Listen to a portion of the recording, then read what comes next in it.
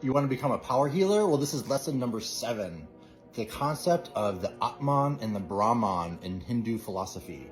So my name is Jason Stepina, and I'm a healer and a teacher with over 20 years of experience, here to make you a powerful healer. So the philosophy and idea and concept around the Atman and the Brahman in Hinduism. So the Brahman is all of totality, all of consciousness, all of infinity that is unexplainable. It's so beyond our comprehension. So that is the Brahman. The Brahman is God, totality, infinity, the absolute.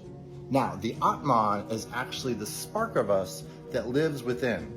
So the Atman is Brahman as a spark within us all. And the Atman has all the information of totality.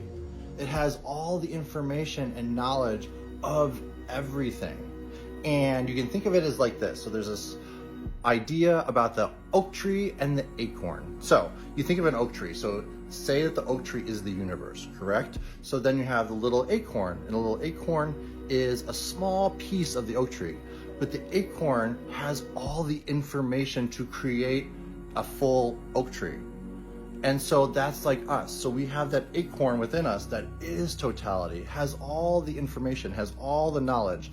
So with the Hindu rishis from ancient times in the Indus Valley civilization, they were really focused on meditation. They were focused on mantras. They were focused on going inward to find that information, because you have all that knowledge deep inside.